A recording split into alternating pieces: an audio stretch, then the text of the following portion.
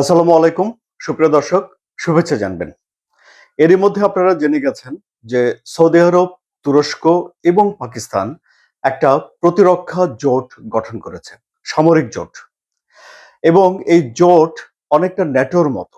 অর্থাৎ এই জোটের একটা শর্ত হলো যে যদি এই ৩ দেশের কোনো একটি দেশ আক্রান্ত হয় তাহলে বাকি ২ দেশ ধরে নেবে যে তারাও আক্রান্ত হয়েছে এবং তারা সম্মিলিতভাবে প্রতিরোধ গড়ে তুলবে। এটি ন্যাটোর ৫ ধারায় আছে যে ন্যাটোভুক্ত কোনো একটি দেশ যদি আক্রান্ত হয় তাহলে তারা সম্মিলিতভাবে প্রতিরোধ গড়ে তুলবে। বাকি দেশগুলো মনে করবে যে তারাও আক্রান্ত হয়েছে। তাহলে এখন এই জোট ঘিরে অনেক প্রশ্ন আছে। যেমন এই জোট কি একটা মুসলিম ন্যাটোর শুরু হলো? কারণ ন্যাটো যখন শুরু হয়েছিল তখন ২য় বিশ্বযুদ্ধের পরে ইউরোপ, আমেরিকা মোট ১২ টি দেশ মিলে এই নর্থ আটলান্টিক ট্রিটি অর্গানাইজেশন গড়ে তুলেছিল, যা এখন বিশ্বের সবচেয়ে পুরনো, সবচেয়ে বেশি সদস্যের সবচেয়ে বড় একটা সামরিক জোট, যার সদস্য সংখ্যা ৩২। কারণ এই জোটে তুরস্ক, পাকিস্তান এবং সৌদি আরব তারা ওপেন রেখেছে যে আঞ্চলিক অন্যান্য দেশ যদি চায় তাহলে তারা এই জোটে অংশগ্রহণ করতে পারবে। সবচেয়ে বড় যে প্রশ্ন সেটি হলো যে এই জোট কেন তারা গঠন করলো? তারা কি কোনো দেশকে আক্রমণ করতে চায়? কোনো পক্ষকে আক্রমণ করতে চায়? নাকি কোনো পক্ষের বা কোনো দেশের আক্রমণ থেকে নিজেদেরকে বাঁচাতে চায়? এটি একটি বড় প্রশ্ন হয়ে দেখা দিয়েছে। কেন এই জোট গঠন করার প্রয়োজন হলো সৌদি আরবের? কেন এই জোট গঠন করার প্রয়োজন হলো তুরস্কের? কেন এই জোটে থাকার দরকার হলো পাকিস্তানের? এই বিষয়গুলো আমি বিস্তারিত আলোচনা করব এই কনটেন্টে। আরো অনেক বিষয় আছে। আমি আরওয়ার সাদি আপনাদের সঙ্গে রয়েছি। আমি আশা করছি যে আপনারা শেষ পর্যন্ত এই ভিডিও দেখবেন এবং যদি ভালো লাগে তাহলে লাইক, কমেন্ট, শেয়ার করবেন এবং সাবস্ক্রাইব করে চ্যানেলের সঙ্গে থাকবেন। তাহলে বিস্তারিত আলোচনা শুরু করি। প্রথম প্রশ্ন হলো যে এই ৩ দেশ কোন দেশকে আক্রমণ করতে চায়? এই ৩ দেশের কিছু কমন বৈশিষ্ট্য রয়েছে। যেমন তারা ইসরায়েলকে পছন্দ করে না। তুরস্ক ইসরায়েলকে থ্রেট মনে করে। পাকিস্তান মুসলিম দেশ হিসেবে ইসরায়েলের সঙ্গে সম্পর্ক পছন্দ করে না এবং সৌদি আরবও ইসরায়েলকে স্বীকৃতি দেয় না। কারণ সৌদি আরব মনে করে যতক্ষণ পর্যন্ত না ফিলিস্তিনকে একটা স্বাধীন রাষ্ট্র হিসেবে ইসরায়েল থাকতে দেবে, স্বীকৃতি দেবে, ততক্ষণ পর্যন্ত ইসরায়েলের সঙ্গে সৌদি আরবের কোন রকম সম্পর্ক তৈরি করার কিছু নেই। এখন তাহলে এই ৩ দেশ মিলে কি কাউকে আক্রমণ করতে চায়? না, এই ৩ দেশ মিলে কাউকে আক্রমণ করতে চায় না। বিশেষ করে এই যতগুলো তথ্য বিস্তারিত সব শর্ত এখনো প্রকাশ হয়নি। কোন দেশ কতটুকু অংশগ্রহণ করবে, কার কন্ট্রিবিউশন কি থাকবে, কিভাবে তারা এই সামরিক বিষয়টিকে মেইনটেইন করবে, এসব বিষয়ে বিস্তারিত কোনো তথ্য আসেনি। তারপরেও যেসব তথ্য এসেছে তা থেকে স্পষ্ট করেছে তারা যে কোনো দেশ বা কোনো পক্ষকে এই ৩ দেশ আক্রমণ করতে চায় না। সুতরাং তারা যে প্রতিরক্ষা জোট গঠন করেছে সেটি হলো যে কেবল আত্মরক্ষামূলক। অর্থাৎ এই ৩ দেশের কোনো একটা দেশকে যদি কেউ আক্রমণ করে এই মুহূর্তে তাহলে তারা সম্মিলিতভাবে প্রতিরোধ গড়ে তুলবে। এখন ধরুন আমরা একটা বিষয় জানি যে ইসরায়েলের সঙ্গে তুরস্কের সম্পর্ক ভালো যাচ্ছে না। অনেকে নানা রকম আশঙ্কার কথা বলেন। তারা বলেন যে এই যে ইসরায়েল প্রথমে আক্রমণ করেছে হামাস, তারপরে হিজবুল্লাহ, হুতি, ইরান, এরপরে কি তাহলে ইসরায়েল তুরস্ককে আক্রমণ করে ফেলবে? তাহলে এই আশঙ্কা থেকে কি এই জোটে অংশগ্রহণ করেছে তুরস্ক? এটি স্পষ্ট না। এটি এই চুক্তিতে বলা হয়নি। আবার ধরুন তুরস্ক মুসলিম বিশ্বে একটা নেতৃস্থানীয় জায়গাতে যেতে চায়, নেতৃত্ব দিতে চায়। এটি তুরস্কের আচার-আচরণ, কর্মকাণ্ড থেকে পরিষ্কার। সুতরাং এই প্রণোদনা থেকেও তুরস্ক এই জোটে আসতে পারে। কিন্তু এটি তারা পরিষ্কার করেছে যে তারা আক্রমণ করতে চায় না, কেবল আক্রান্ত হলেই তারা ব্যবস্থা নেবে।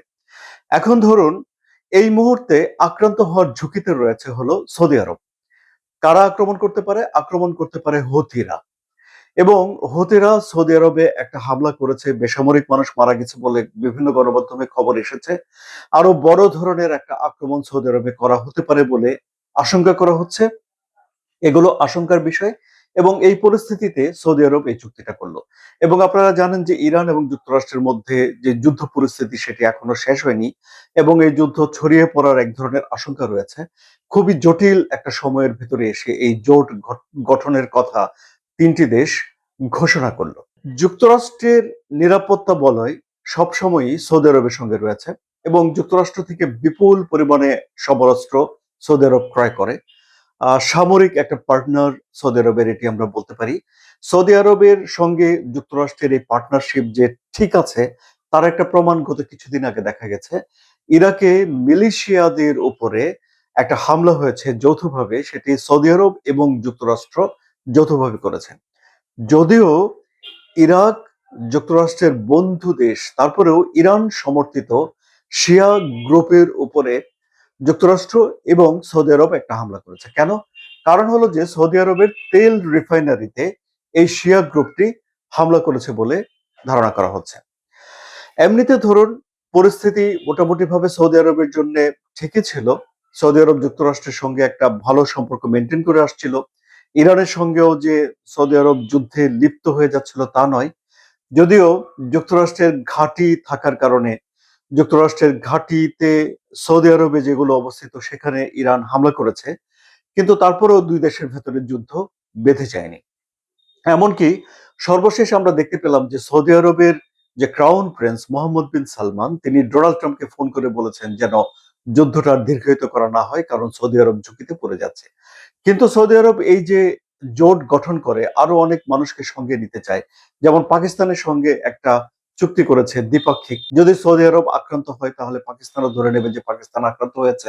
এই চুক্তি করার পরে সৌদি আরব বলেছে যে তারা মনে করে তারা পারমাণবিক অস্ত্রের সুরক্ষার নিচে চলে এসেছে। এইসব বিষয়গুলো প্রমাণ করে যে সৌদি আরব আসলে এক ধরনের নিরাপত্তা শঙ্কায় ভোগে। এই নিরাপত্তা শঙ্কাটি প্রকট হয়ে উঠেছে কখন? যখন কাতারে ইসরায়েল হামলা করেছিল। হামাসের নেতাদের সঙ্গে কাতারে একটা আহ, বৈঠক, একটা সংলাপ অনুষ্ঠিত হচ্ছিল। সেখানে ইসরায়েল 15টি বিমান দিয়ে গিয়ে বোমা হামলা করেছিল। এবং কাতারে আপনারা জানেন যে একটা ঘাঁটি রয়েছে। সৌদি আরবের ঘাঁটি থাকা সত্ত্বেও কাতারে এই হামলাটি, এরপরে আমরা দেখলাম যে সৌদি আরব তার নিরাপত্তার ব্যাপারে বিশেষভাবে উদ্বিগ্ন হয়ে পড়ছে এবং শুধুমাত্র এককভাবে যুক্তরাষ্ট্রের উপরে নির্ভর না করে পাকিস্তানের সঙ্গে একটা চুক্তি করতে গেছে। তারপরে আবার যখন হুতিদের সঙ্গে তাদের সম্পর্ক আবারও অবনতি হলো, হুতিদের সঙ্গে সম্পর্কটা 2014 সাল থেকে হিসেব করতে হবে। 2014 সালে হুতিরা বিদ্রোহ করে ইয়েমেনের সানা রাজধানী দখল করে নেয় এবং তখন ইয়েমেনের দুটি সরকার হয়ে যায়। আন্তর্জাতিকভাবে স্বীকৃত সরকার দক্ষিণে সরে যায়। সৌদি আরব সেই সরকারের পক্ষে থেকে 2015 সালে আক্রমণ করে হুতিদের। টানা 7 বছর তাদের ভিতরে এই অভিযান চলে, আক্রমণ চলে, যুদ্ধ চলে। এরপর একটা যুদ্ধবিরতি হয়। 4 বছর পরে আবারও এই যুদ্ধবিরতি ভেঙে যায়। কেন? আয়াতুল্লাহ আলী খামেনির জানাজা শেষ করে ইয়েমেনের হুতি নেতারা ইরান এয়ারলাইন্সে করে সানাতে গিয়ে অবতরণ করেছিলেন। তখন এই ইয়েমেনের একটা বিমানবন্দরে সৌদি আরব হামলা করেছিল। এরপর এর জবাব দিতে গিয়ে ইয়েমেন হামলা করেছে, সৌদি আরব হামলা করেছে, ইয়েমেন হামলা করেছে এবং সৌদি আরবের যেই তেল রপ্তানির উপর একটা অবরোধ আরোপ করেছে বাব আল মানদেব দিয়ে। সেখান দিয়ে পার হতে পারবে না এবং সৌদি আরবের বেশ কয়েকটি তেলের ট্যাঙ্কারে ইয়েমেনের হুতিরা হামলা করেছে। এই পরিস্থিতিতে সৌদি আরব এখন তার নিরাপত্তার জন্য মরিয়া। এমনকি 14টি দেশের একটা জোটও সৌদি আরব গঠন করেছে। সেটি কেন? সেটি তারা গঠন করেছে যে নৌ পরিবহন ঠিকঠাক রাখার জন্য, নৌপথ নিরাপদ রাখার জন্য।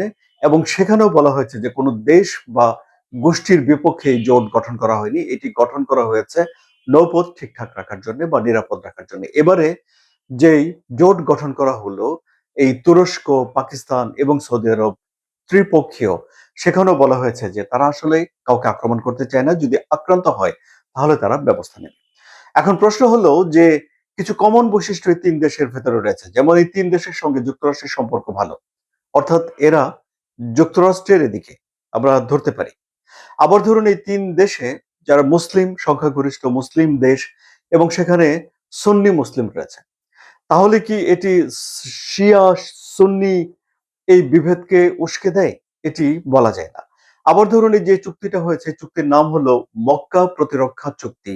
তাহলে মক্কা প্রতিরক্ষা চুক্তি কি এইটি বোঝায় যে এটার কোনো ধর্মীয় একটা গুরুত্ব আরোপ করা হয়েছে বা সুন্নিদের একটা জোট গঠন করা হয়েছে, এরকম কোনো বার্তা কি দেয়? না, এরকম কোনো বার্তা দেয় না। সাধারণত একটা আন্তর্জাতিক চুক্তি যেই জায়গাতে হয় বা যে শহরে হয়, সেই শহরের সেই জায়গার নাম অনুযায়ী এই চুক্তির নামকরণ করা হয়ে থাকে। যেহেতু মক্কাতে এই চুক্তিটা সই হয়েছে, তাই এই চুক্তির নাম হলো মক্কা প্রতিরক্ষা চুক্তি। এর সঙ্গে শিয়া, সুন্নি এরকম কোনো বিষয় এতে জড়িত নয়। এখন ধরুন আপনার এরা কিন্তু সরাসরি এই যে ৩টি দেশ তুরস্ক কিংবা ধরুন পাকিস্তান কিংবা সৌদি আরব সরাসরি কিন্তু ইরানের সঙ্গে যুদ্ধে লিপ্ত হয়ে যাচ্ছে না। সৌদি আরবের যে ঝামেলা চলছে সেটি হুথিদের সঙ্গে চলছে। হুথিরা ইরানের সমর্থন পোষ্ট, সুতরাং ঘুরিয়ে পেঁচিয়ে দেখা গেল যে ইরানের বিপক্ষেই একটা অবস্থান সৌদি আরবের থাকে, কিন্তু সরাসরি আমার ইরানের সঙ্গে সৌদি আরবের যুদ্ধ পরিস্থিতি নয়, বরং তাদের ভিতরে চীনের মধ্যস্থতায় একটা কূটনৈতিক সম্পর্ক তৈরি হয়েছে। আর এই চুক্তির ভেতরে পাকিস্তান এসেছে মূলত সৌদি আরবের আগ্রহে, বোঝাই যায়। কারণ সৌদি আরব পাকিস্তান এমন ভাবে জড়িয়ে গেছে অঙ্গাঙ্গি ভাবে, সামরিক ভাবে চুক্তি করার মাধ্যমে, যে সৌদি আরব যে মুভ করবে তার সঙ্গে পাকিস্তানকে এখন থাকতেই হবে। তাহলে এই হলো পরিস্থিতি। এখন এই জোট কি মধ্যপ্রাচ্যে সৌদি আরবকে নিরাপত্তা দিতে পারবে 100%? সৌদি আরব কি এখন নিরাপদ হয়ে গেল? এই জোটের ভয়ে কি এখন হুতিরা আক্রমণ করা থেকে বিরত থাকবে? পরিস্থিতি তাহলে কোন দিকে যাচ্ছে? তাই এখন দেখার বিষয়। এতক্ষণ সঙ্গে থাকায় সবাইকে ধন্যবাদ। আবারও মনে করিয়ে দিচ্ছি, জিওপলিটিক্স এর জটিল বিষয়গুলো খুব সহজ সরল ভাষায় অল্পতে বুঝে ফেলার জন্য আপনারা সাবস্ক্রাইব করে চ্যানেলের সঙ্গে থাকুন এবং সাবস্ক্রাইব করে পাশে থাকুন। ধন্যবাদ সবাইকে।